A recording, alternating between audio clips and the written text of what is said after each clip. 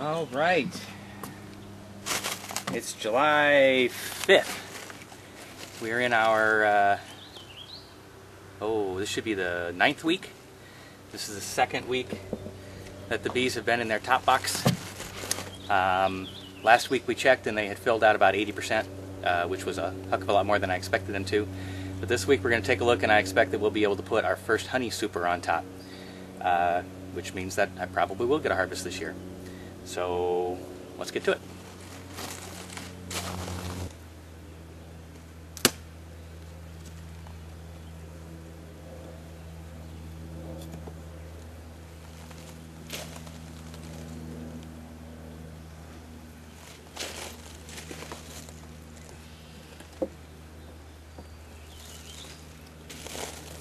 Alright, so just like before, I'm going to take a look at each one of these, see where we're at. Notice they've been gluing these in a lot more than the prior box. I don't know if that means that they're having an easier time finding sap to make the propolis, but yeah, they're doing a lot more gluing. Okay, so here's frame 1. Last week this frame didn't have much of anything on it. So this week the back side, the outside of the frame actually has wax on it, so that's good. That's what I'm looking for. And the inside is pretty much all filled out. They're putting honey in there. I don't see any eggs. I kind of expect this one to be pretty much all honey, because it's near the outside of the box. They don't want to put brood out at the outside where the temperature is going to fluctuate more. Yeah, they're filling this one with honey. On that side, oh yeah. If you can get a look at this really golden colored honey in there. That stuff's getting pretty much ready to be capped. There's 3.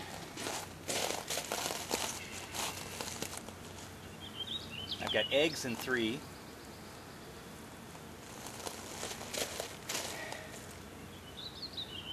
Wow. So this is interesting. 3 on the inside. All that on the upper part there is capped honey. Everything down here is cells of honey. And on the back side, where I really wouldn't expect it, I've actually got some eggs, which unfortunately you're not going to be able to see in the camera. They're way too small.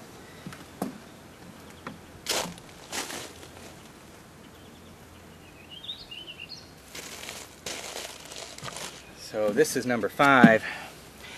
You can see capped honey on the top, and then open cells, which may be too small for you to see. I don't think it'll focus that close, but there's big larvae in there.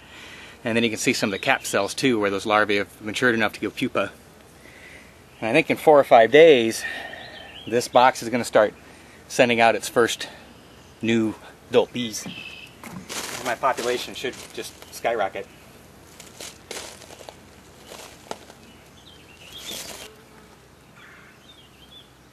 Here's 6. Oof, we're mostly capped. Honey around the top, pupa around the center. Lots of pupa. Excellent.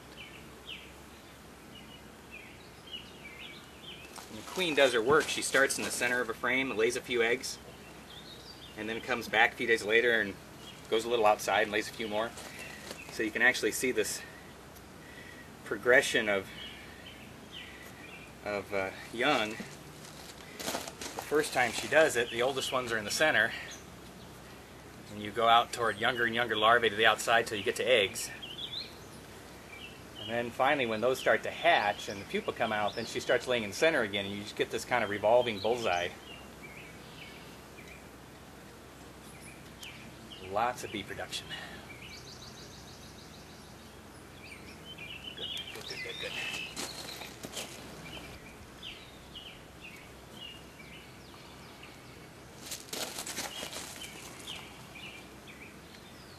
Here we are on 8, and I'm just down to eggs, itty bitty eggs again, but still capped honey.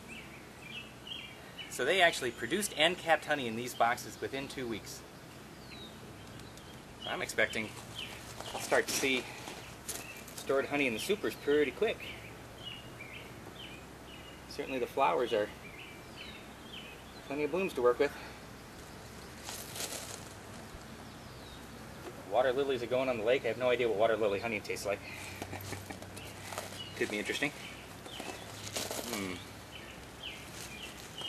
big chunk down in here.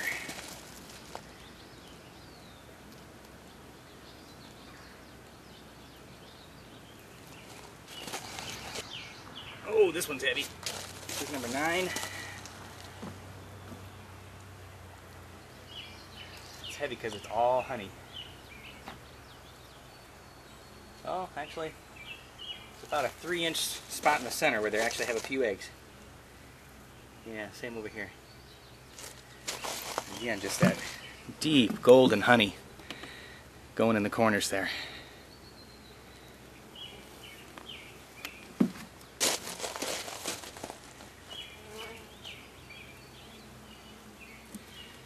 Okay, number 10, last one. Also very heavy.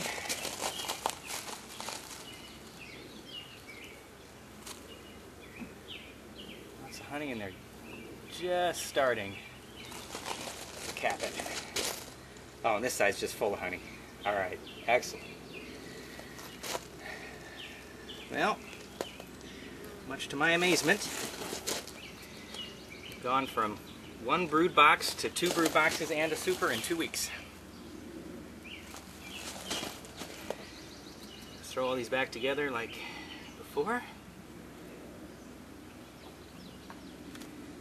And I'll show you the next box. Next thing on is going to be the queen excluder. Sorry.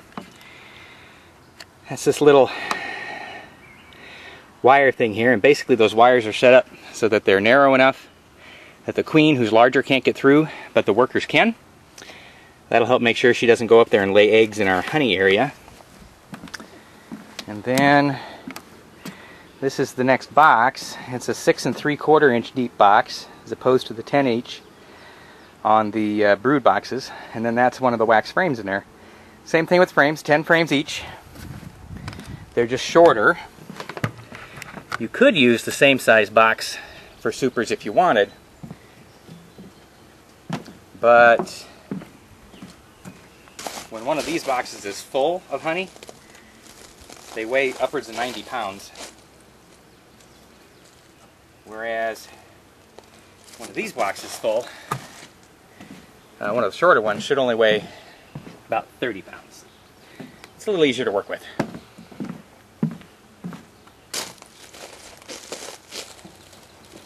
There, one of the honeybees just crawled through the excluder. That's good. Oh, no, this is right. Yeah. So here's our super. 10 frames.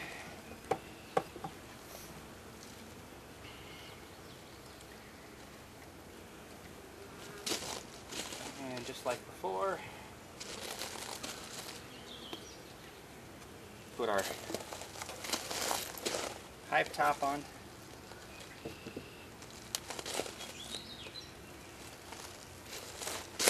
And the lid.